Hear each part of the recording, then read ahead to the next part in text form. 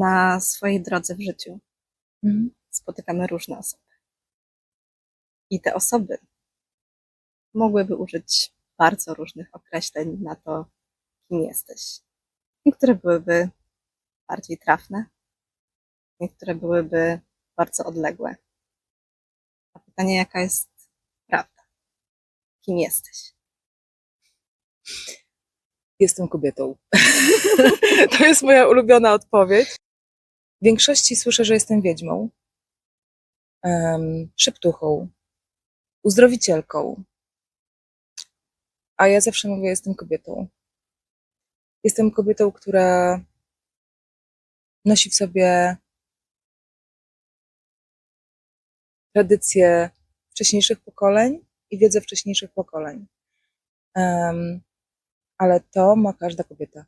Dlatego tak mocno podkreślam, że jestem kobietą. Ponieważ my wszystkie to mamy. Ale nie wszystkie o tym pamiętamy.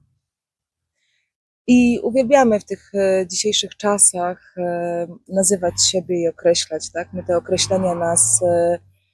określenia nas tak jakby podbijają i ktoś powie, o, jestem wiedźmą, albo jestem uzdrowicielką, taką czy inną metodą, a zapominamy o tej prostocie. O tym, co jest takie...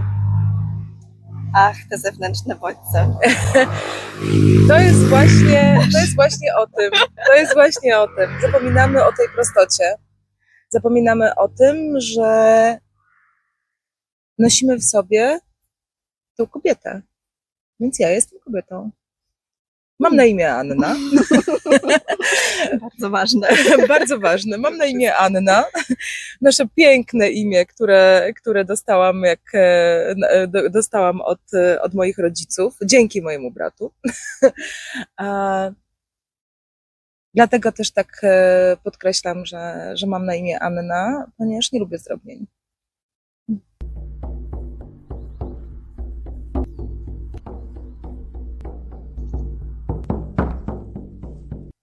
Powiedziałaś, że zapominamy o tym, kim w gruncie rzeczy jesteśmy. Co masz na myśli tak bardziej? O co chodzi w tym zapominaniu? Szybujemy wysoko. Szybujemy wysoko i sięgamy po różnego rodzaju wiedzę i po różne nauki, a zapominamy o tym, gdzie jesteśmy. Zapominamy o tym, że jesteśmy kobietą bądź mężczyzną. Jakie są te nasze, powiedzmy, podstawowe lekcje na to życie? Czym się powinniśmy zająć? Bo to nie chodzi mi o to, czym się powinniśmy docelowo zająć, tylko o tym, że jednak kobieta tworzy to piękno. A jak sięgam może ja miałam takie szczęście, że się urodziłam na wsi, i jak sięgam do pamięci dziecka swojego własnego, to pamiętam zapach bułeczek drożdżowych pieczonych przez moją babcię. I pamiętam zapach tego siana, które można było obrabić, ale pamiętam również to, że była tam tradycja, w tym domu była tradycja, tak? I teraz tak jest dużo hejtu na temat świąt i różnych takich rzeczy, a te święta, nie pomijając już kwestię wiary, tak? Ale same święta to jest tak naprawdę etap przejściowy każdego koła życia, każdego etapu w życiu, tak? To jest bardzo ważny moment i one były kultywowane. A teraz często słyszę, że ja nie obchodzę świąt. Myślę sobie tak, a przejście pomiędzy, nie wiem, zimą a wiosną, a przesilenie, czemu tego nie kultywujesz? Przecież to jest w tym samym czasie. Czym jest to koło życia?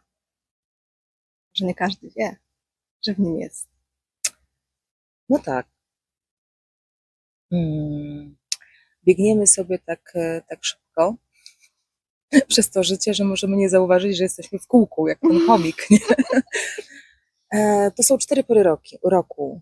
To są etapy w naszym życiu. To są wszystkie rzeczy, które nas spotykają. To jest tak naprawdę moment, który przygotowuje nas do kolejnego etapu.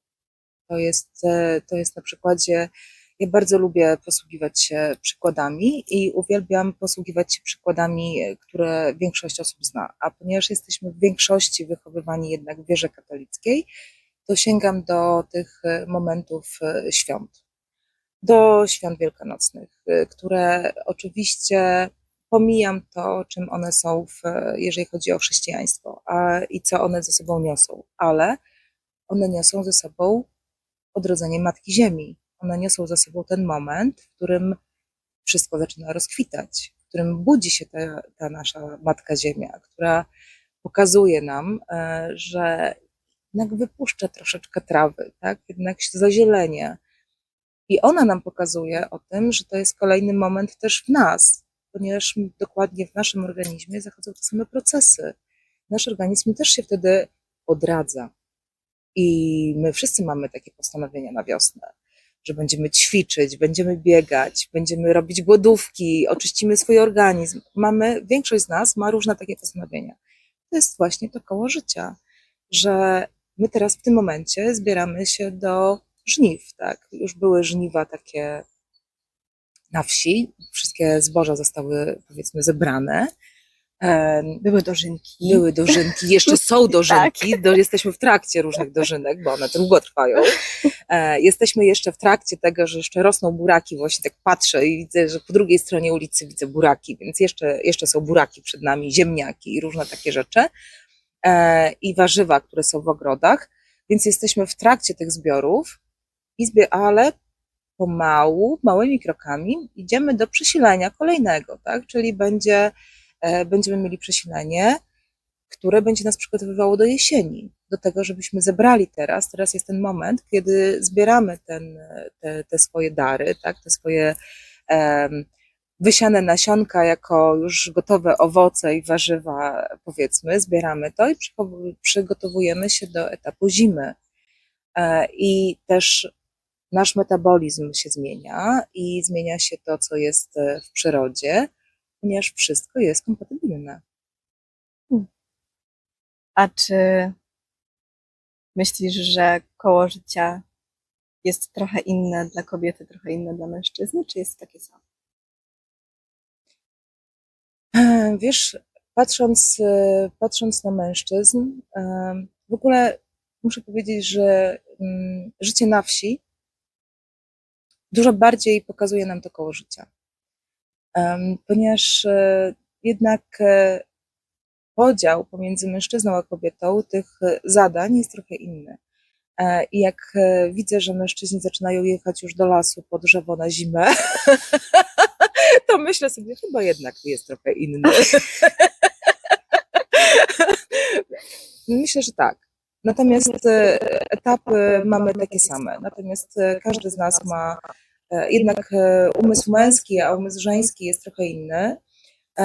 Ja obserwując mojego wspólnika i to, jak my pracujemy razem, też widzę, jak to mocno się uzupełnia, jak wiedza kobiety i wiedza mężczyzny mocno się uzupełnia, jak w niektórych momentach jest zupełnie różna, ale się uzupełnia.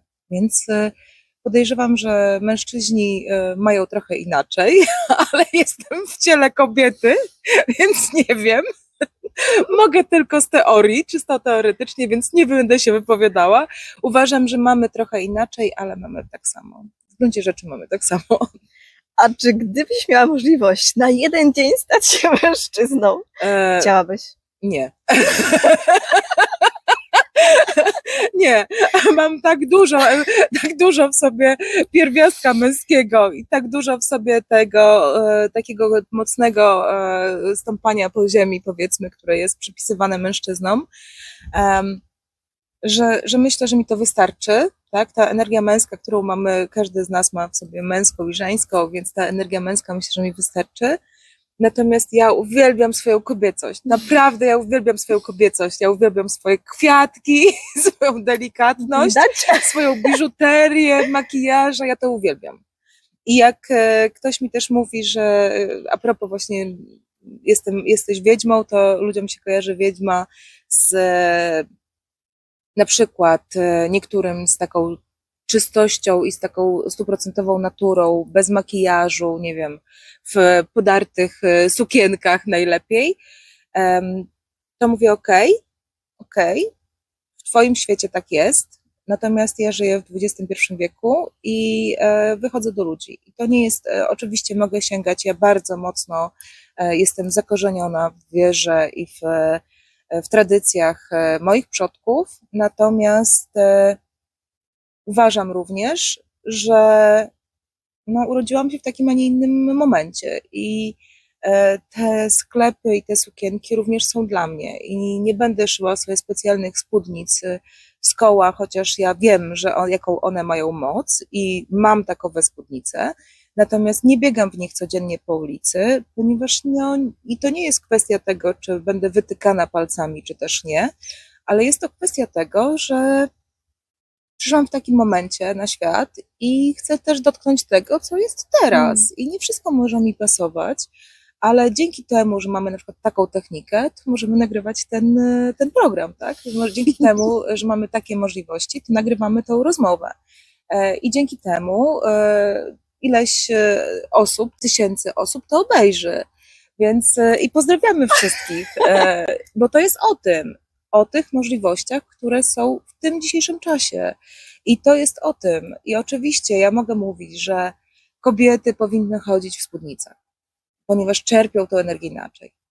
Ale może te kobiety, które chodzą w spodniach, mają nauczyć się tego, jak czerpać tę energię z tych przez te spodnie. I to nie jest cały czas o tym, że my powinniśmy zmienić ten świat.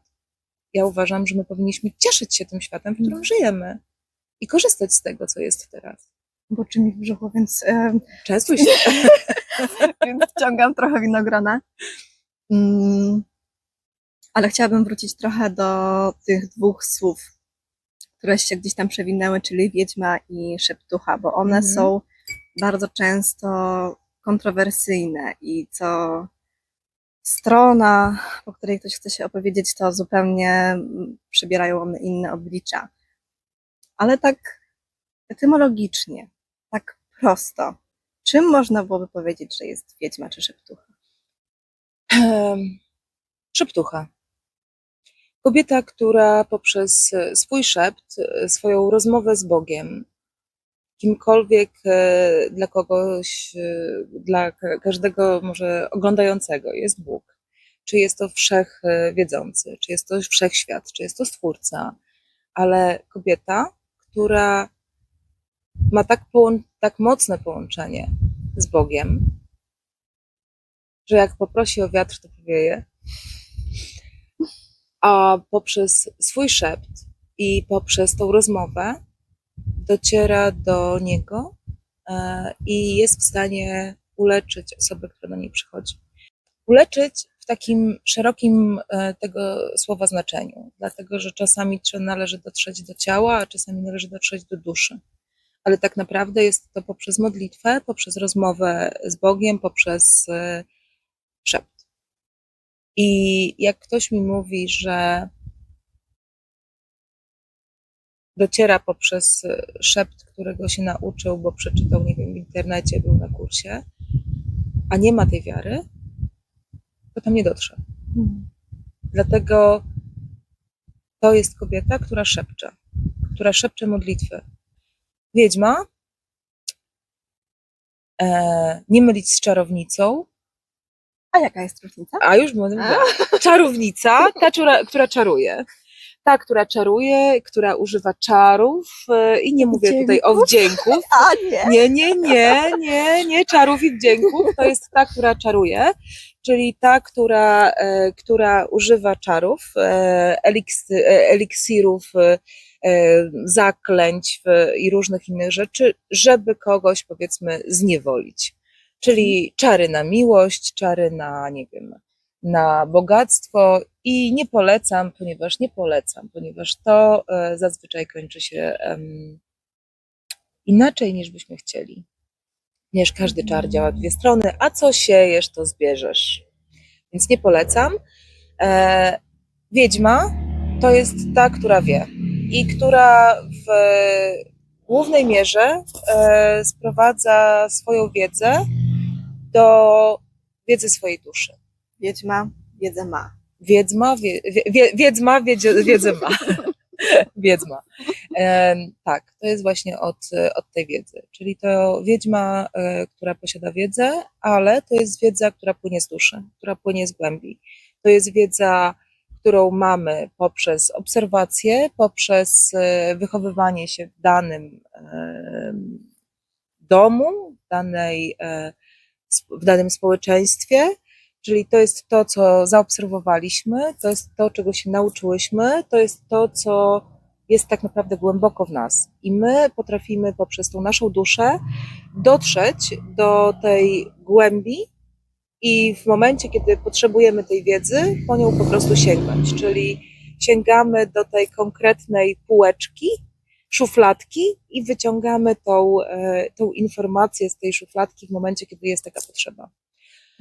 I ja naprawdę uwielbiam sprowadzać to wszystko do prostoty i jak kiedyś tutaj właśnie padło takie pytanie, kim jest wiedźma, to ja mówiłam, że jestem wiedźmą i ktoś mnie zapytał, dlaczego jestem wiedźmą, to powiedziałam, jestem wiedźmą, ponieważ w tym domu wiem jako jedyna, gdzie leży patelnia. O tak!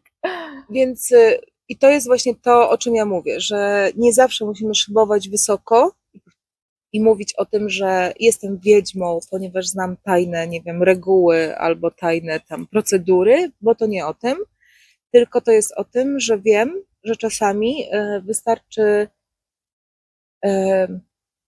zapachem ciasta ukoić otoczenie. O tym jest wiedźma. O tym jest kobieta. Czyli można by powiedzieć, że słowo samo w sobie, którymi się określamy albo którymi opisujemy rzeczy i innych ludzi,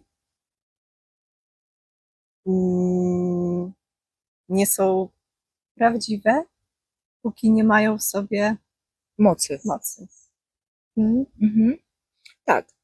Są tylko słowem, ale słowo przeradza się w coś większego, więc też jest to bardzo ważne, co my tak naprawdę niesiemy za tym słowem i co my uważamy. Ja oczywiście jak oglądam, teraz nie pamiętam jak się nazywają te wszystkie festiwale, ale są takie festiwale, gdzie jak jest mowa o wiedźmie, to ona idzie w długiej sukience i ma specjalny kapelusz, tak? Jak I to miotłę. i miotłę, jak to w bajkach bywa. I to są atrybuty faktycznie potrzebne, bo ja wiem doskonale, po co był ten kapelusz w tych bajkach, dlaczego to jest ten kapelusz, dlaczego to jest ta sukienka i dlaczego jest ta miotła. Do czego to służy? Pytanie tylko, czy te osoby, które się przebierają w ten sposób, też wiedzą, tak? I oczywiście ja nie mówię, że nie wiedzą, nie neguję ich wiedzy, absolutnie. Natomiast przełóż to na czasy doraźne. I albo, jeżeli mówisz, że jesteś wiedźmą i ubierasz się w ten sposób, to zapraszam tak codziennie, 7 dni w tygodniu, w każdym możliwym miejscu. Oczywiście są też stroje świąteczne. Wtedy ja mam też swoje inne, tak? Natomiast zapraszam na zakupy do Biedronki, tudzież innego sklepu w tej kiecce, albo wejdź w to słowo tak naprawdę, rozejrzyj się, gdzie mieszkasz, jak mieszkasz i pomyśl, czy ty faktycznie masz tą wiedzę i z jakiej wiedzy korzystasz i czy możesz nazwać się wiedźmą. Ponieważ ja od niedawna, czyli nie mówię od paru tysięcy lat, tak, ale w tym życiu, od niedawna używam słowa wiedźma, czyli tam, nie wiem, od paru lat powiedzmy, tak, że mogę siebie zatytułować, że jestem wiedźmą.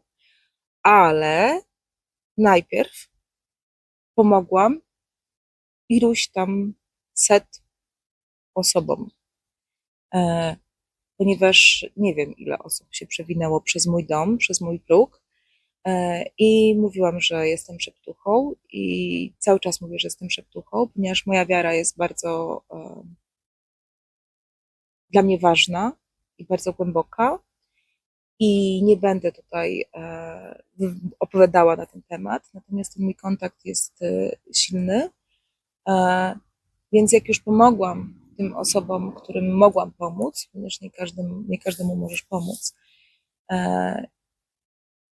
ja jestem tylko pomiędzy tą osobą, a pomiędzy górą, więc ja tylko mogę prosić.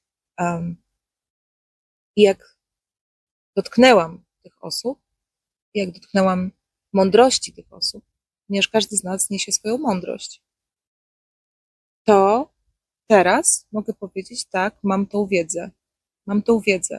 wiedzę, jak pomóc kobiecie, która straciła dziecko, jak pomóc mężczyźnie, który stracił żonę, jak pomóc temu, kto ma chore dziecko, czy kto ma chorego partnera, tak?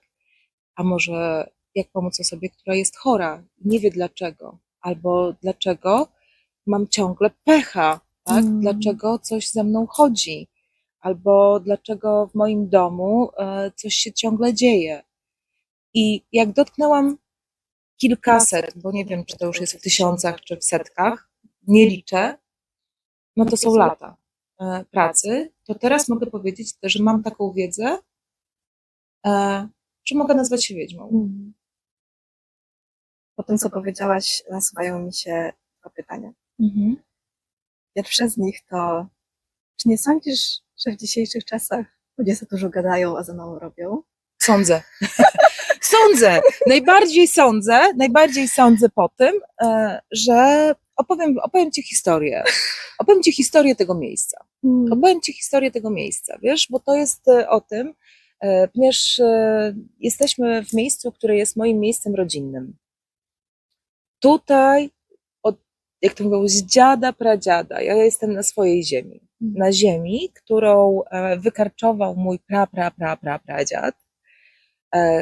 I tutaj powstała osada. To jest taka mała wieś, którą dostało 6 mężczyzn, według tych podań przekazywanych gdzieś tam wyczytanych w archiwach. 6 mężczyzn dostało od cara ziemię. Oni to wykarczowali i jednym z tych mężczyzn był mój pradziad. I ja jestem na tej ziemi, więc tutaj nikogo więcej nie było. To wszystko, po czym ja stąpam, to stąpali moi przodkowie. I wróciłam tutaj, no tak się wydarzyło. Mieszkałam przez lata w Lublinie, w mieście i wróciłam z powrotem na wieś. Na chwilę. Ale jak już usiadłam tutaj na tym podwórzu i pomyślałam sobie na tej trawie, tak, w tych drzewach i pomyślałam sobie, no dobrze, co ty robisz? Prowadzisz kręgi kobiet, prowadzisz ludzi, oprócz tego, że uzdrawiasz, masz osoby, które cały czas do ciebie przychodzą i mówią o tym, jak to marzą, żeby grzebać w ziemi, żeby dotknąć ziemi.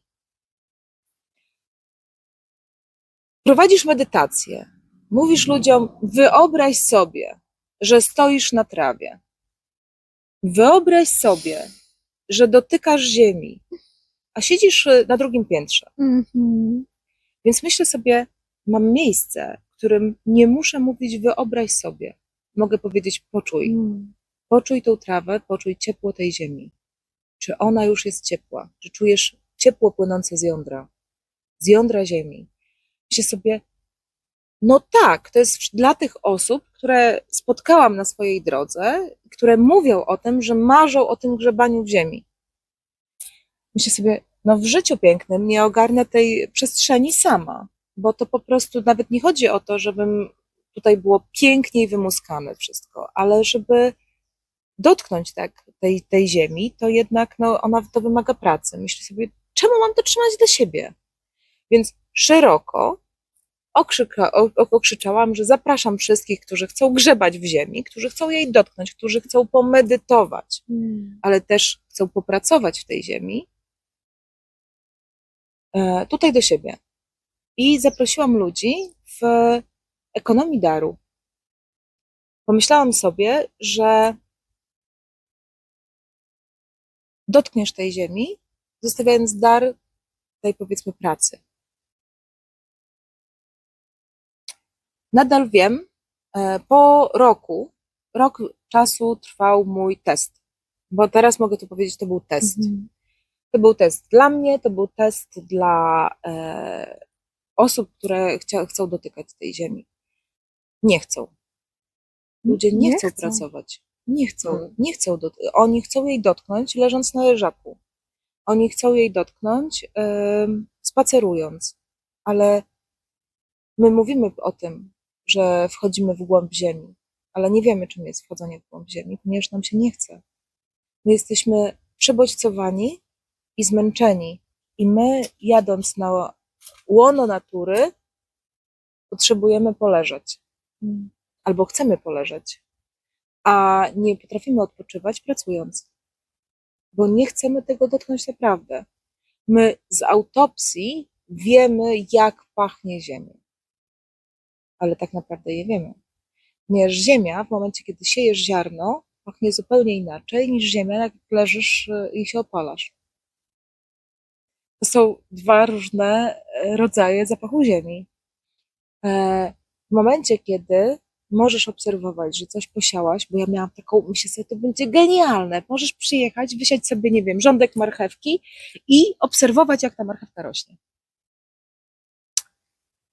Ale nikt nie chce tego posiać, bo to trzeba później powyrywać te chwasty, które rosną.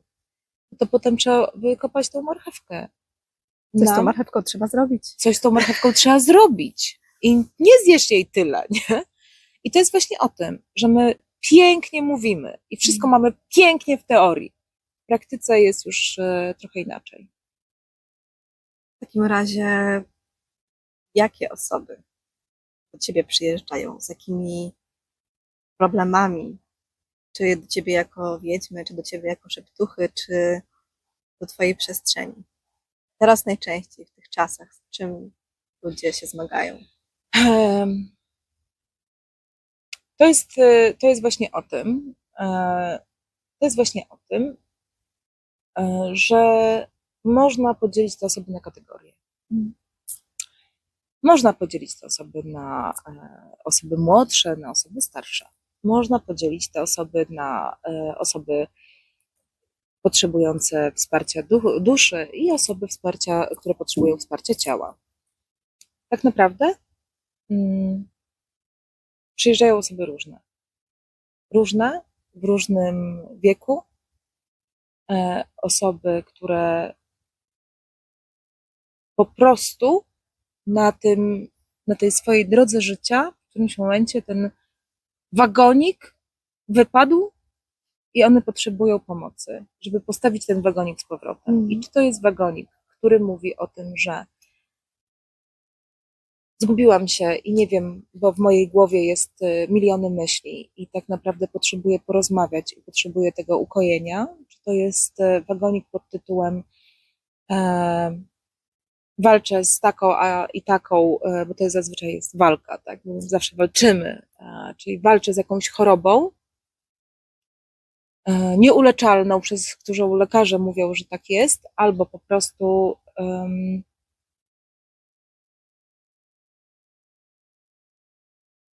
dzieje się coś takiego, czego nie potrafię określić, ale mam cały czas coś mi tam się zadziewa, właśnie powiedzmy w tym domu.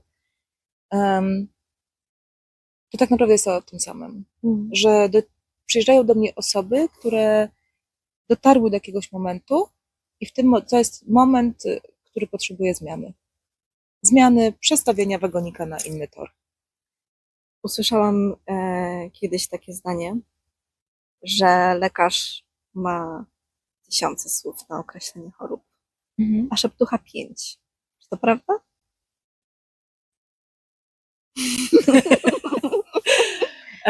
Znaczy, wiesz co, tak, myślę, że tak. Ja nawet tego nie określam. To jest mniej więcej tak, że my przyjeżdżamy i oczywiście, znaczy wiesz, osoby, które przyjeżdżają, tak, oczywiście sprowadzam to mogę powiedzieć, że jest to przekleństwo, jest to złorzeczenie, jest to klątwa, jest to urok, ale to są tylko słowa. A jak nie wiesz, co to jest, to zawsze możesz powiedzieć, że to przywiało to z wiatrem.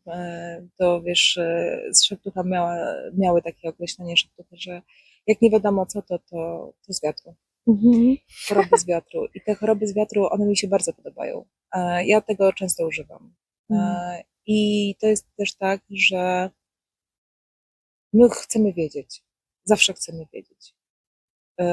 I idąc do lekarza, wypytujemy, a te wyniki, a tutaj, a krwinki białe, a krwinki czerwone, a hemoglobina, a może to, a może tamto, a tutaj, a jeszcze to, a czy to jest za wysoko? Bo my chcemy wiedzieć. A idąc do szeptuchy, macie, no, urok. Ale co to jest? Urok. Czy klątwa. I oczywiście ja też prowadzę wykłady, czy też uczę o tym, więc mogę opowiedzieć dokładnie, co to jest, ale po co? Ale po co? Ponieważ jeżeli przychodzisz do mnie, ja tak zawsze mówię, jeżeli przychodzisz do mnie i chcesz coś ściągnąć, zdjąć i odwrócić, to po co tam zaglądać i grzebać, co to było? Było, koniec, nie ma. Do widzenia. No tak, jest w tym prawda, bo cały czas przez to dopytywanie, szukanie, po prostu kwestionujemy, zamiast odpuścić. Nie wierzymy. Nie wierzymy. Nie wierzymy, ponieważ do mnie przychodzą osoby, które wierzą, że im pomogę, tak? To jest kwestia wiary, więc nie wierzymy. I to jest o tym, że ja się zawsze śmieję z tego i mówię tak nawet na zasadzie właśnie przykładów, to mówię o tym, że to jest właśnie o tym. Ja mam czyste, dobre serce i nikomu nic złego nie zrobiłam. I czy może mi pani pomóc? Mogę. Oczyszczam. Czy pani wie, co tam było? Wiem. Ale co? No i teraz jest pytanie. Teraz możesz powiedzieć, no tam powiedzmy, tak? Przykład taki, klątwa. Ale wie pani od kogo? Tak, wiem. Od kobiety. Ale blondynka czy brunetka? I to jest A to sąsiadka z trzeciego piętra? A sąsiadka z trzeciego piętra. O, to taka jest. Ja mówię, tak, mamy to dobre serce i tą wiarę. I teraz pytanie, czy jeżeli ja komuś powiem, że to była blondynka, wysoka blondynka, to ta osoba będzie chodziła i oglądała wszystkich swoich znajomych i patrzyła, czy jest wysoką blondynką. A może ja widzę tą osobę, która rzuciła tą klątwę 5 pokoleń wcześniej i wtedy była wysoką blondynką, a teraz jest niskim, rudym mężczyzną. Więc to jest po prostu o tym, a my chcemy wiedzieć. A co pani widzi?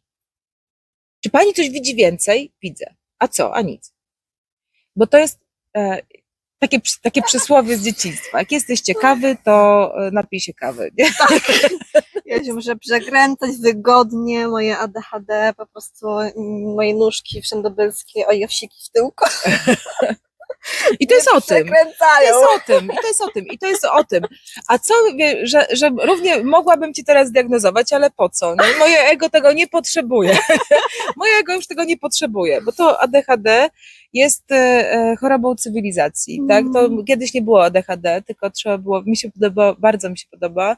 Kiedyś byłam u takiej, jak byłam jeszcze, to może było ze 20 lat temu, byłam u takiej jednej szeptuchy, która jest naprawdę jedną z bardziej znanych na Lubelszczyźnie. Pojechałam, żeby mi pomogła z ręką i pojechałam do niej i ona, usłyszałam tam takie właśnie zdanie, jak kobieta mówiła o depresji. To jest choroba tego pokolenia. I ona tam wyszła do niej i mówi, czy ma pani też lekarstwo na depresję? Mam. I się sobie, więc ja tutaj. A ona mówi, masz depresję? To gołą dupą na rozgrzaną blachę usiądź. To ci od razu głupoty z głowy wywietrzeją. Ponieważ my sami sobie wkręcamy różne rzeczy, tak? I to jest 1000 myśli. Tak. Nie wchodzimy w tą ciszę i w tą medytację. Nie wchodzimy w tą modlitwę. To medytacja to jest modlitwa. A czy my robimy, w jaki sposób my do tego wchodzimy, do tej ciszy naszej, do tego wyciszenia umysłu, to już jest, każdy ma indywidualną drogę, tak? Każdy może sobie wejść jak tylko chce. Możesz wejść poprzez medytację, poprzez jogę, poprzez każde inne wyciszenie. I tak samo jest z ADHD. Jak masz za dużo ruchu, to wykorzystaj to jest twój dar. Idź pobiegaj. Idź pobiegaj. Idź pobiegaj, może coś innego zrobić. Ja to u siebie nazywam takim bzyczeniem w mózgu, ale z kolei innej szeptuchy usłyszałam, że to się nazywa kołtun, że najwięcej ludzi w dzisiejszych czasach ma po prostu kołtun. No. Pomieszanie z poplątanem w tej głowie. Wiesz co, to są, u mnie to się nazywa głupie myśli, ale tak, bo u mnie kołtun to jest fizycznie kołtunem, nie? Więc, ale to wiesz, to wtedy to wygląda, nie? To od razu wiadomo, co masz na głowie, jak tam sobie to wiesz, niewyczesywane myśli, one się splątują i wtedy powstaje kołtun. Natomiast tak, no to jest właśnie ten kłębek, wiesz, bo nie dajemy upustu temu, tak? Nie rozbijamy tego motka, nie? Tylko my cały czas to splątujemy i wrzucamy do tej głowy i wrzucamy takie informacje, tak? I my jesteśmy osobami na drodze rozwoju, bo rozumiem, że skoro my o tym rozmawiamy, to takich masz też odbiorców, tak? Więc osoby, które będą oglądały nas, to są osoby, które są na drodze rozwoju. Więc świadomie wrzucamy sobie inne myśli. Czyli to jest tak. Kalinger, yoga, gimnastyka słowiańska. To może jednak jak nie przez ciało, to przez oddech. To jednak ta terapia jest inna niż tamta terapia. A to może tak, a może tak.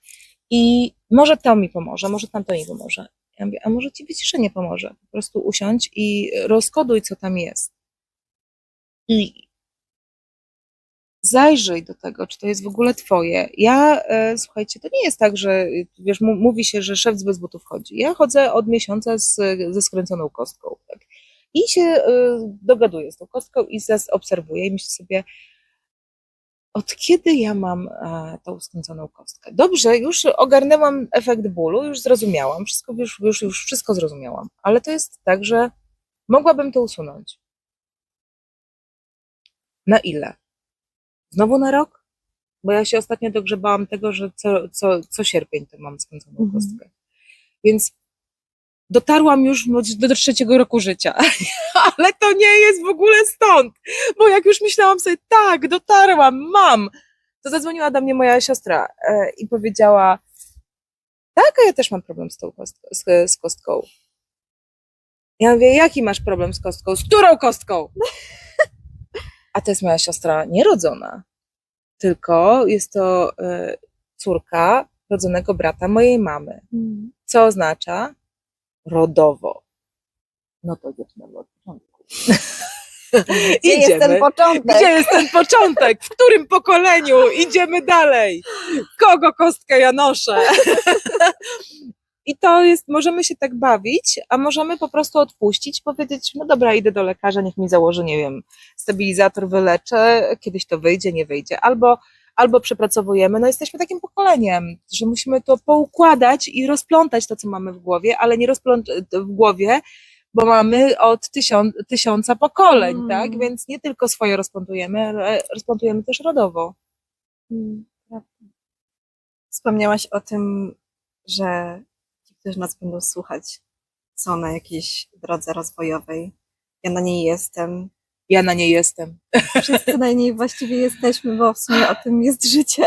Tak, koło życia, od którego zaczynałyśmy. Tak jest, więc chciałabym się ciebie zapytać, jaka była twoja droga życia, droga rozwoju, która doprowadziła cię do punktu, w którym jesteś dzisiaj?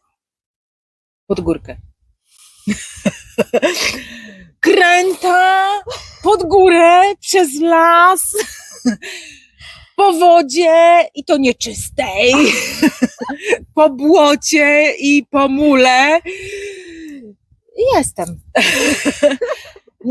to jest zawsze tak samo, nie? Zawsze jest tak samo, ponieważ niestetyż albo stetyż, ale my nie dochodzimy do takiego rozwoju poprzez drogę usłaną różami i fiołkami, a jak to są róże, to idziemy po tych kolcach, więc po mieliźnie. Więc to jest o tym, nie? To jest o tym, że tak naprawdę w którymś momencie widzisz, że coś jest więcej, że coś jest inaczej, zaczynasz to obserwować, że zaczynasz wchodzić w siebie, w swoje, nie wiem, choroby, dolegliwości albo w swoje zdarzenia, które mają jakiś ciąg, tak? I po prostu idziesz i upadasz i idziesz dalej i znowu się podnosisz i myślisz sobie, użyłabym tutaj niecenzuralnych słów, ale nie ten, że tam pip to, nie? To mam dosyć, ja próbowałam przez lata próbowałam być zwykłym urzędnikiem państwowym, nie? To naprawdę, po prostu próbowałam, bo uważałam, że to może mi się wydaje tylko, a może to nie jest tak, a może jednak będzie mi łatwiej. I nawet wczoraj, jak rozmawiałam właśnie z moją kuzynką, z moją siostrą cioteczną, tak, o którą tutaj już wspomniałam, to mówiłam o tym, że czy mi tam było źle? No nie było mi źle. Ona mało się nie odłapiła ze śmiechu. Ja mówię, bo to jest o tym, że my cały czas próbujemy wyjść, nie wchodzić na tą drogę, ale jak już tutaj wejdziemy, no to po prostu idziesz. I czy to idziesz no nie będzie łatwo.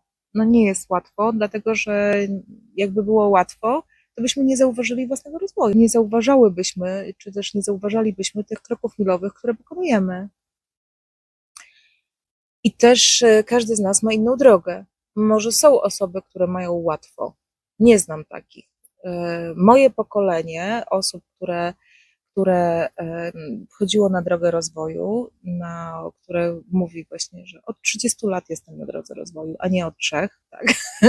Czy od 4, to ja mówię o tym moim pokoleniu, czy tam od 60 lat, bo ku zaskoczeniu osób młodych muszę powiedzieć, wyobraźcie sobie, że droga rozwoju jest od zawsze. I są osoby, które są na drodze rozwoju od 60 czy od 70 lat. Mam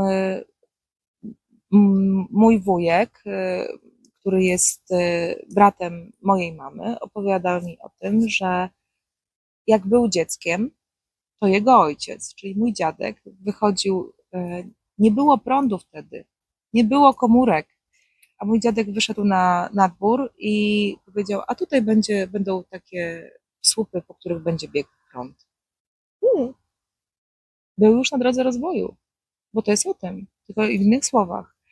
I mój wujek opowiada o tym, że był na delegacji za granicą 60 lat temu, czy tam 40 lat temu, czy 50 lat temu i pomagał sobie i swojemu zdrowiu poprzez przykładanie rąk do głowy, tak? Bo bolała go głowa, to wiedział, że trzeba sobie przełożyć ręce do głowy. I to jest o tym, bo to jest na tej drodze rozwoju. A nam się wydaje, że my teraz odkryliśmy Amerykę. Nie teraz. My to odkryliśmy już dawno temu. My teraz poszerzamy tą wiedzę. My zagłębiamy się w tą wiedzę, którą już inni mają daleko za sobą. My teraz fascynujemy się tym i wchodzimy w to, co jest dla nas dostępne. I to cały czas sprowadza się do jednej najważniejszej rzeczy. Tu i teraz. Tu i teraz. Żyj tu i teraz. I ciesz się tym, co masz. Obserwuj to niebo, poczuj tą ziemię, bo to jest cała informacja o wszystkim. Tu i teraz. Bo tu i teraz możesz potrzebować, a właśnie coś ugryzło tu i teraz. Tak, siadają. Możesz obserwować to, co jest najważniejsze dla ciebie. Dla ciebie. Jeśli na twojej drodze pojawią się inne osoby, którym chcesz pomagać, bo masz drogę uzdrowiciela, to czy chcesz, czy nie chcesz, I tak tą wiedzę zdobędziesz. Bo taka jest droga twojej duszy. A ja wierzę bardzo mocno w to, bo oczywiście każdy ma prawo do tego, żeby wierzyć inaczej, a ja wierzę bardzo mocno, że moja dusza, nie wiem w jakim stanie była, jak podejmowała te decyzje, czego ja mam dotknąć. Załatwię sobie z nią to, jak wrócę. Rozliczymy się później. Rozliczymy się później. Mam nadzieję, że kurtyna zapomnienia działa w jedną stronę. Tak jest. Rozliczymy się później, ale jeśli tak jest, to znaczy, że świadomie podjęłam tę decyzję. I dotykam tej wiedzy, dotykam tego poprzez doświadczenia, bo moja wiedza jest przez doświadczenia i każdy zdobywa wiedzę przez doświadczenia. Ponieważ jeżeli przychodzimy tutaj i dotykamy ciała ludzkiego, to musimy też doświadczyć ciałem ludzkim. Więc pytasz o to, jaka była moja droga? Taka sama, jak każdej osoby, która jest na drodze rozwoju. Przez doświadczenia. Zwizualizowałabym to, tą drogę życia w taki, powiedzmy, sposób, że dzisiaj, w tych czasach, które tak pędzą i są tak właśnie przebodźcowane i skołtunione, bycie tu i teraz jest często bardzo trudne, więc ta droga, powiedzmy, tu i teraz jest drogą prostą, a te wszystkie zakręty naszego życia, rzeczy, które dotykamy, właśnie gdzieś z tego nas trochę wybijają, z tego bycia w tu i teraz. I często też nasze wyobrażenia, przekonania, które się później weryfikują, też nas z tej drogi prostej wyrywają. I jestem ciekawa, jakie tak na przestrzeni twojego życia właśnie były też pewne przekonania, wyobrażenia, bo byłaś urzędnikiem państwowym, więc to też było jakieś coś w twoim życiu, ale jestem ciekawa, tak wracając dalej, jeszcze dalej, do dzieciństwa, kim myślałaś wtedy, że będziesz? Jak sobie wyobrażałaś swoje życie? O czym krzyczałaś, że będę? Nie uwierzycie. Ja od dziecka chciałam być cyganką i wróżyć z kart.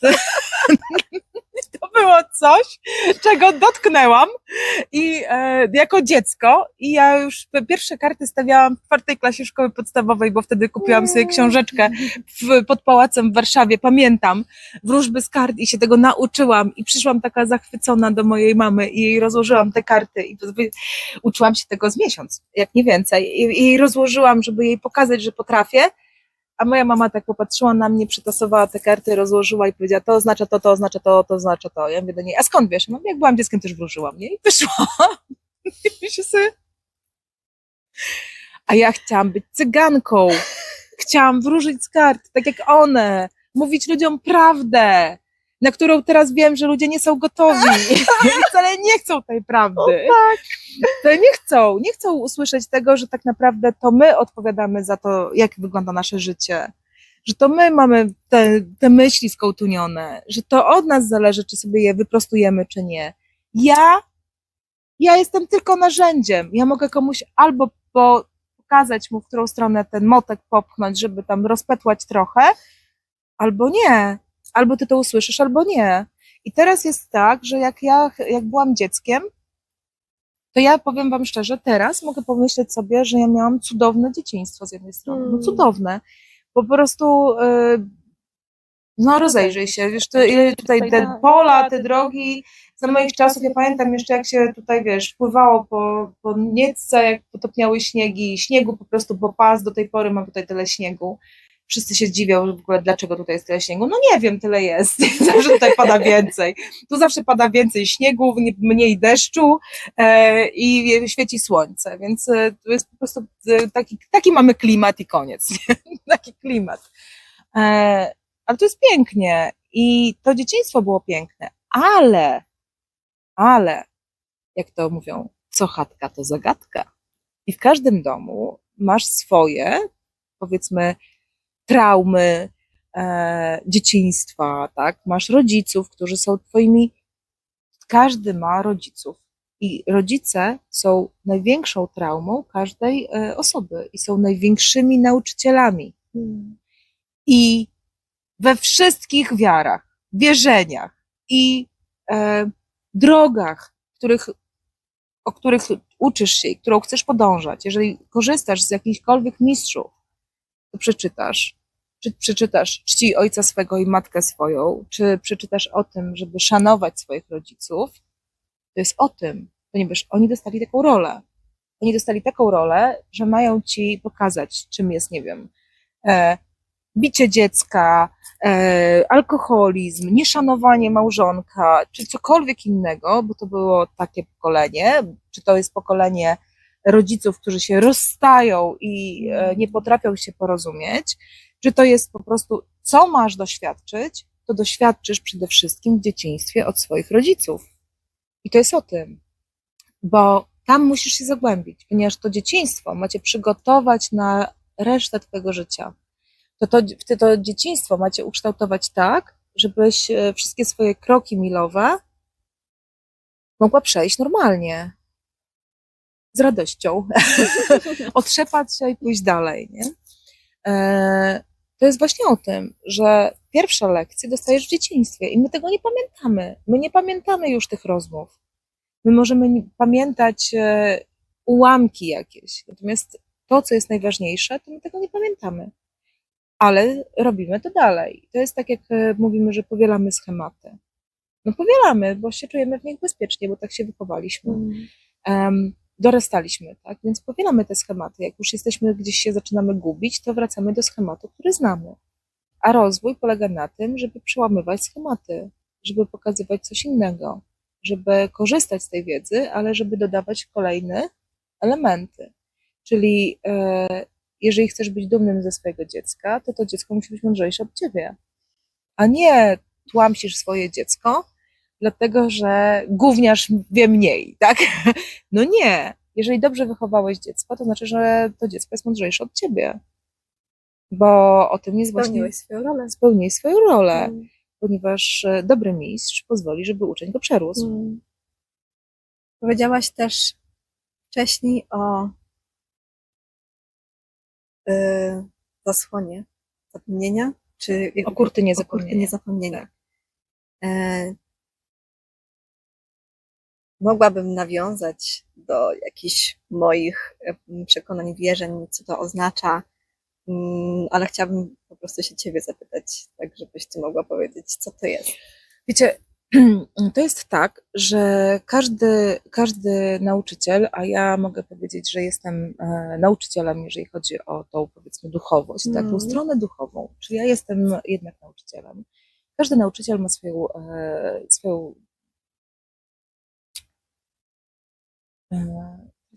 nie wiem jak to określić, ale powiedzmy swoje przykłady, na których uczy, tak?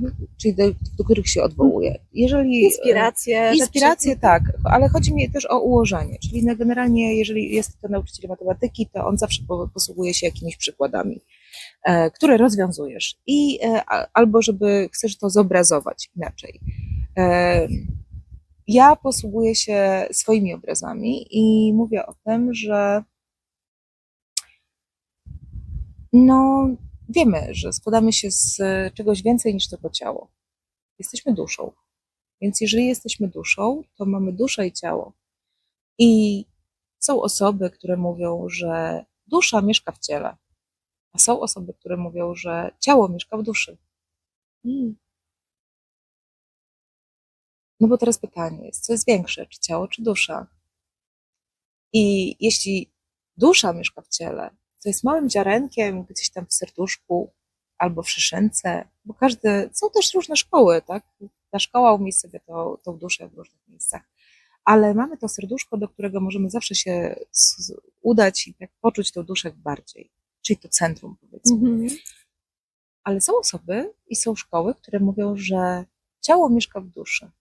Dlatego widzisz aury, bo widzisz więcej. Jeżeli widzisz więcej, to możesz zobaczyć, jak dużą duszę ma ten człowiek. Jak wielką, która sięga kosmosu. Albo nie wiadomo czego jeszcze. I to jest o tym. Natomiast kurtyna zapomnienia to jest ten moment, w którym dusza, która żyje sobie gdzieś wśród innych dusz, mówi: dobrze, schodzę na ziemię. I schodząc na ziemię, przechodzi przez kurtynę zapomnienia. Czyli nie możesz mieć tej wiedzy, którą masz, jako jesteś, wchodząc, powiedzmy, w to ciało, zapominasz o tym wszystkim, co masz, będąc tylko duszą. Albo przynajmniej ograniczasz sobie tą wiedzę i całe twoje życie polega na tym, żeby odkodowywać i odkrywać na nowo tą wiedzę. Ponieważ gdybyś pamiętała o tym, jak się lata, byś po prostu fruwała i cała reszta nie jest na to gotowa. Ale jest coraz więcej osób, które przychodzą i mają tą kurtynę zapomnienia tak trochę odsłoniętą bardziej. Są osoby, które muszą sobie to wypracować, są osoby, które mają odsłoniętą tą kurtynę, które nie zapomniały. Tak jest z małymi dziećmi. Małe dzieci też mają tak, że widzą więcej i czasami jest tak, że my się śmiejemy i mówimy: a mój syn, to on tam ma kolegę. No ma, bo widzi więcej, bo widzi, wiesz, osoby, których my nie widzimy, bo widzi energię, których my nie widzimy. Albo i te dzieci, mówimy też o tym, że te dzieci rodzą się, nie wiem, czy się spotkaliście z takim stwierdzeniem, że dzieci rodzą się coraz mądrzejsze. No bo my wchodzimy w inny świat. Mówimy o tym, że przechodzimy Ziemia zmienia wibracje. My przechodzimy do innego świata. Więc i ta wiedza, która przychodzi tutaj, jest też inna. Więc coraz więcej jest osób, które mają tak jakby tą kurtynę odsłoniętą bardziej, tak, żeby powiedzieć nam coś więcej, żebyśmy mogli tam docierać, żebyśmy mogli korzystać nie tylko z tej wiedzy przodków, ale też z tej wiedzy naszej, duchowej. Zawsze możemy z niej korzystać, tylko musimy znaleźć to połączenie ze sobą i zaufać sobie, że to połączenie jest dobre i że ta wiedza, którą mamy, jest dobra, a nie negować, że Kasia wie lepiej, bo jest jasnowidzem od 20 lat. No nie wie lepiej. Nie wie lepiej. Nikt nie wie lepiej, co jest w nas. I nie ma takiego jasnowidza, który może nam przepowiedzieć jednoznacznie przyszłość. Ponieważ my zawsze ją możemy zmienić, bo zawsze mamy dwie drogi, po których możemy pójść i zmienimy całość. Jasnowidz jest po to, żeby nas nakierować, jeżeli już do niego trafimy, bo mamy taką potrzebę, to on może nas tylko nakierować, bo ma tą kurtynę zapomnienia już przepracowaną i wie, gdzie dotrzeć. Czy w takim razie mogłabyś powiedzieć, że dusza, schodząc na ziemię, dokonuje świadomego wyboru tego, czego chce się na tej ziemi nauczyć? Tak, potrzebujesz tak. A czy ty odkryłaś już, jaka jest największa lekcja twojego życia? Nie wiem, czy to się w ogóle da odkryć. Gdybym powiedziała, że odkryłam, to bym powiedziała, że moje ego właśnie poszybowało wysoko. Powiedziałam: tak, jestem super, odkryłam po co przyszła moja dusza. Nie wiem. Nie wiem, czy odkryłam. Nie wiem, czy odkryłam na ten moment, czy odkryłam część. Coś tam wiem. Są różne metody, którymi możemy dotrzeć do tego, przynajmniej do tego początku, po co przychodzi ta dusza, tak? Czy co jest głównym zadaniem tej duszy, czego chce doświadczyć ta dusza nasza. I są takie metody, tak? Możemy do tego dotrzeć przez numerologię, przez astrologię, możemy posługiwać się planetami, fusami z kawy, kartami, tarotem, kronikami Akaszy. Są różne metody, którymi możemy dotrzeć do tego, czego tak naprawdę chce ta twoja dusza. Ja korzystałam z różnych portretów duszy. Mojej. To, co tam wyczytywano dla mnie i to, co ja później się dowiadywałam, bo wiecie, lepiej samemu tego nie robić, bo wtedy to już nasze ego po prostu szybuje i więc lepiej po prostu zaprzyjaźnioną koleżankę, tudzież kogoś innego, powiedzieć, zrób mi ten portret duszy, nie? Ona wtedy patrzy na ciebie i myśli sobie, nie jesteś lepsza ode mnie, więc idzie po prostu to jest z podświadomości, ja mówię z podświadomości, dlatego, że my zawsze, nam się wydaje, może to inaczej, tak trochę zanim odpowiem na to twoje pytanie, to tak przeskoczę, my mamy taką potrzebę wewnętrzną, zawsze, bycia lepszym albo wyjątkowym, może nie tyle lepszym, co wyjątkowym.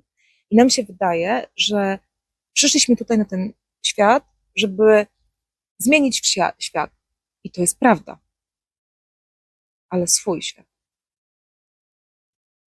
Niekoniecznie musisz być Joanną Dark i prowadzić tutaj rewolucję. To jest o tym, że zaprowadź tę rewolucję w swoim świecie. Zrób to tutaj, tu i teraz, w swoim świecie. Zmienisz swój świat, twój sąsiad zmieni swój, kolejny zmieni, już zmieniliśmy całą wieś. Potem zmieniliśmy całe miasto, tak? Cały blok i tak dalej. I to jest o tym. Ale ja robiąc te portrety duszy, cały czas wychodziły mi dwie rzeczy. Nauczyciel, droga nauczyciela, droga nauczyciela, droga nauczyciela. Z czego ja mogę uczyć? Matematyki nie będę. Życia w polu życia. Życia w polu życia. Życia w polu życia. A druga to była uzdrowiciel. I zapamiętałam takie zdanie, które przeczytałam, czy też dowiedziałam się 20 parę lat temu. To była jedna z pierwszych tych takich odsłon, jedna z pierwszych odsłon tej mojej drogi duszy. I ja to pamiętam. Bardzo mocno to gdzieś mi się zakorzeniło, że jestem najgorszym typem możliwego nauczyciela, ponieważ, no właśnie, ponieważ uczę na własnych przykładach. Ja tego nie potrafiłam zrozumieć, ale to jest odpowiedź na to, jak wyglądała moja droga. Ja powiedziałam, że była kręta, to teraz mogę wam powiedzieć, że faktycznie uczę na własnych przykładach.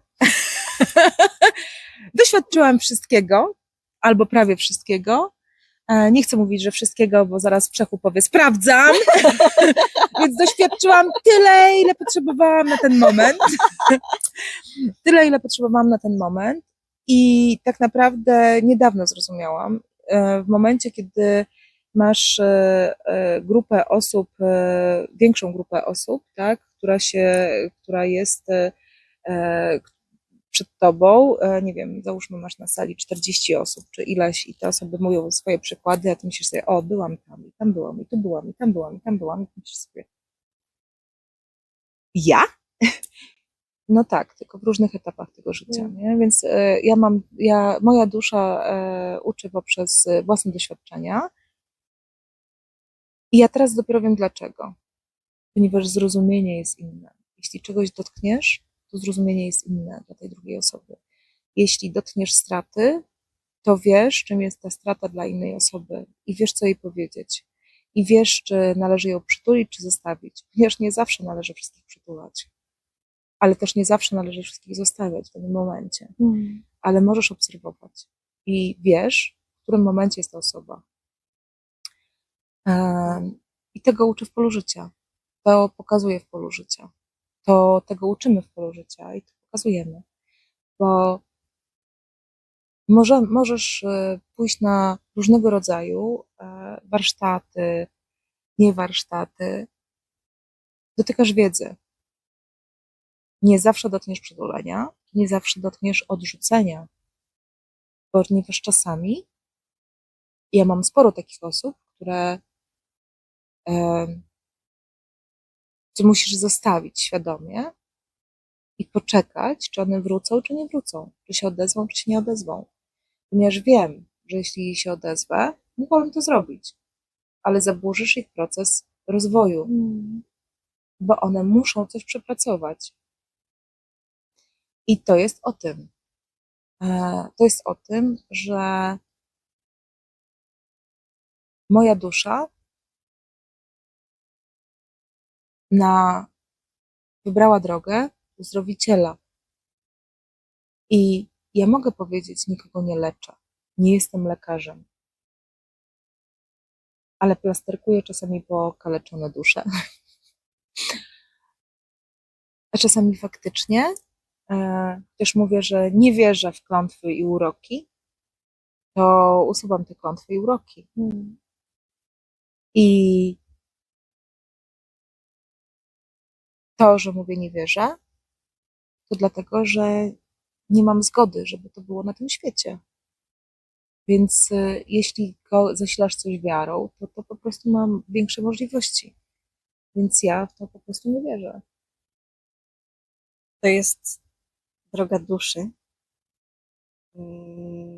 Twoja droga duszy.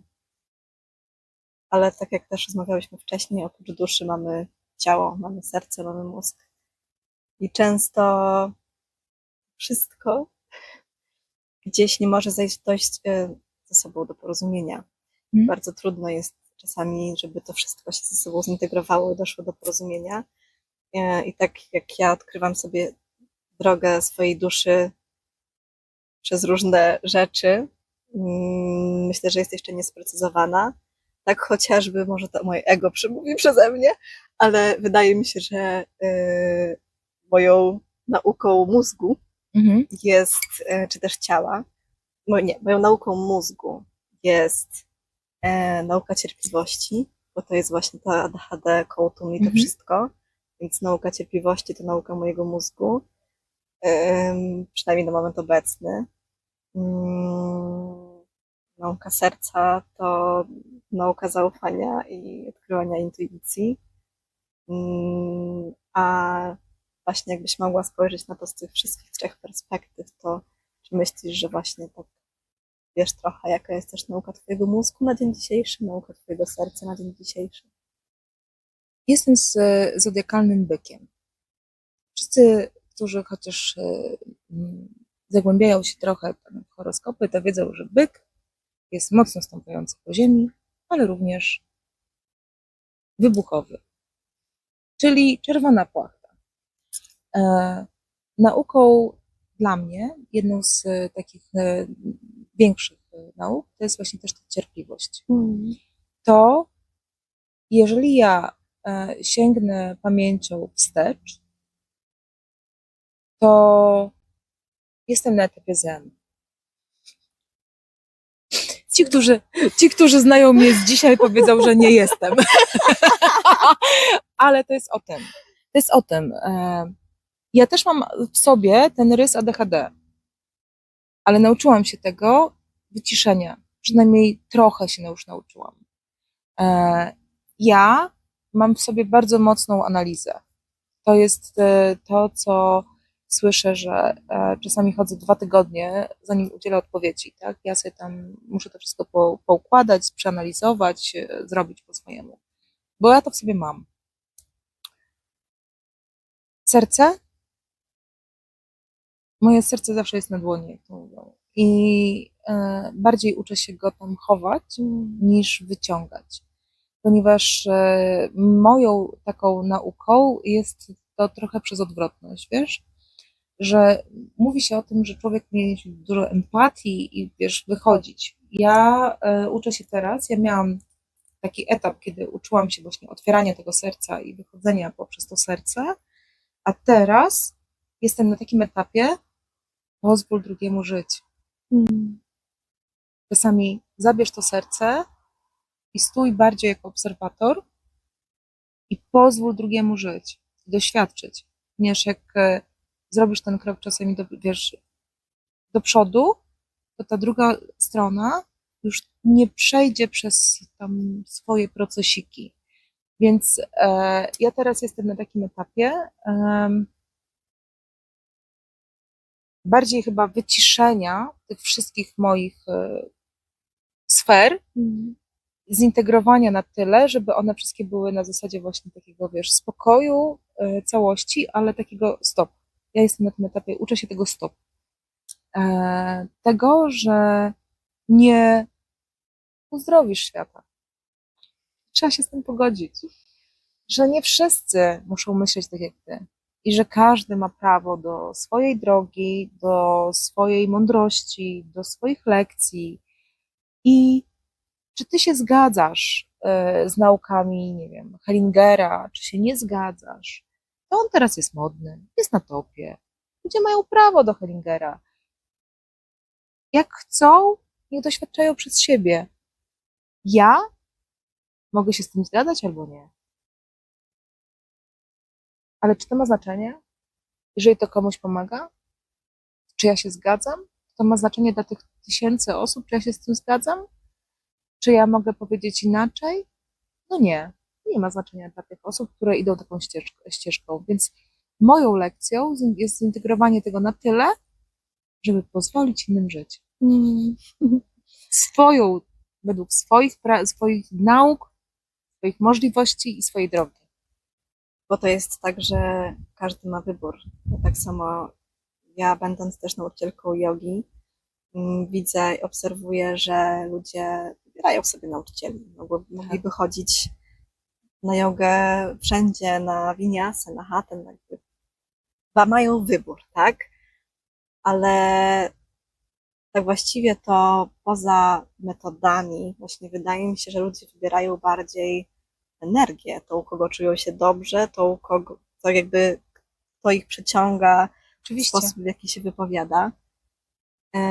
I tak, całemu światu nie możemy pomóc, ale możemy pomóc tym, którzy wybiorą Ciebie. Którzy wybiorą Ciebie. I właśnie teraz chciałabym, żebyś wiedziała, kogo do siebie zapraszasz.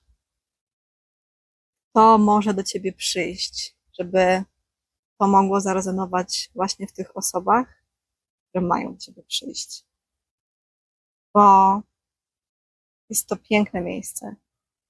Jesteś Ty osobą, która pomaga, sama tego doświadczyłam i myślę, że może pomóc, będzie pomagać jeszcze wielu osobom. Jeśli taka droga. Jeśli taka droga.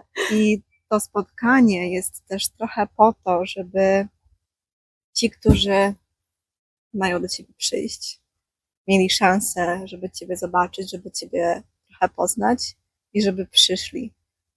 Bo tak dużo treści, jak się teraz przewija. Nawet durne, proste rzeczy jak marketing, pozycjonowanie na Facebooku, różne rzeczy, które robimy, tworząc swoje miejsca pracy, to ginie. Ale właśnie, to dzisiaj mam nadzieję, że dotrze tam, gdzie ma dotrzeć i przyciągnie tych, których ma przyciągnąć. Ale żebyś powiedziała swoimi słowami, kogo przyciągasz. Kogo zapraszam? Kogo zapraszasz? Nazywam się Anna Dubielis. Jestem kobietą. Zapraszam tutaj zarówno kobiety, jak i mężczyzn. Wszystkich tych, którzy dotknęli własnego chaosu, roztrzepania myśli, którzy chcą z powrotem wejść na tą drogę w tym większym porządku.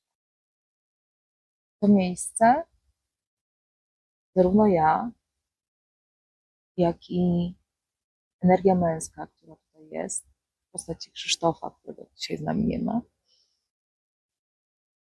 pracujemy poprzez poukładanie w delikatny sposób Twoich myśli, poprzez ciało czasami, pougniatanie, a czasami poprzez zapachy i wiatry, płynące szumy. Zaczęło szumieć.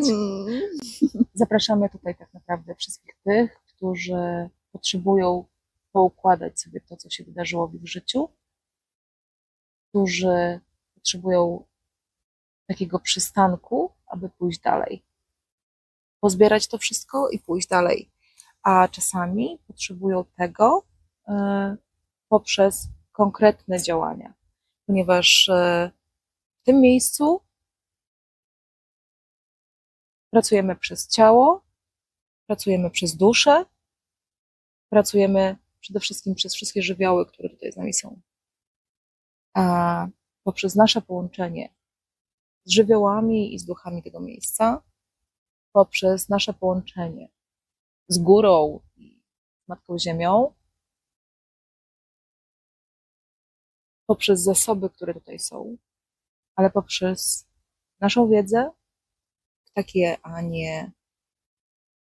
taki nasz sposób delikatności, ponieważ ja nie lubię łamania kołem. Więc jeśli potrzebujesz przystanku, żeby poukładać sobie, co masz w głowie, jeśli potrzebujesz oczyścić sobie swoją aurę, czy swoje myśli, to właśnie tutaj. Jeśli potrzebujesz ustawić sobie kręgosłup w przenośni i nie tylko, to również tutaj. A gdzie cię znaleźć? W polu życia. Gdzie to jest? To jest wieś na Lubelszczyźnie. To jest miejsce, które jest ukryte na Lubelszczyźnie. Nazywam to miejsce nazywam w polu życia, ponieważ jest to miejsce, gdzie pracuje pole, przenośnie i dosłownie, i toczy się życie. I dotykamy tutaj każdego aspektu życia, ponieważ dotykamy tutaj i narodzin, i śmierci. Dotykamy tego, czego dotyka każdy żyjący. Takie jest pole energetyczne, fizyczne,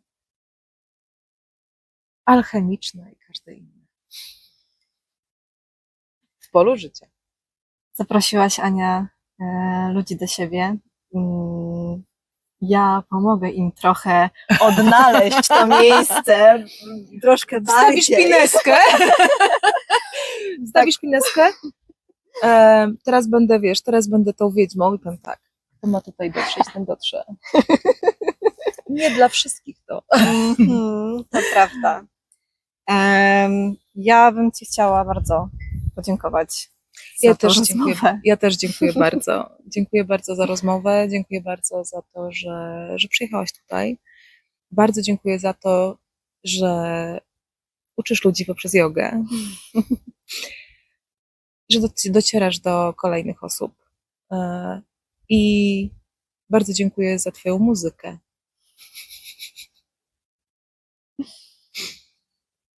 Mądrość człowieka jest taka, że nie zwracasz uwagi na to, co masz, jaki masz skarb, jakie masz zasoby. Bo na przykład mogę pomyśleć, no mam 2 hektary sadu, mam 1000 drzewek, 1000 jabłoni, które są połączone na dole korzeniami i na górze koronami. To jest starodrzew. I wystarczy, że usłyszysz taką rzecz, że dawno, dawno temu Słowianie wierzyli, że jest taka planeta, jest takie miejsce, jabłoniowy sad, i tam rodzi się dusza ludzka. Więc jeśli chcesz połączyć się z duszą ludzką, czyli swoją własną, to masz jabłoń. Musisz ją odnaleźć. I teraz wyobraź sobie, że jest Pismo Święte. Najstarsza księga. I tam jest mowa o jednym zakazanym drzewie i jednym owocu. A przecież jedyne, co przed nami ukrywano zawsze, to była ta mądrość.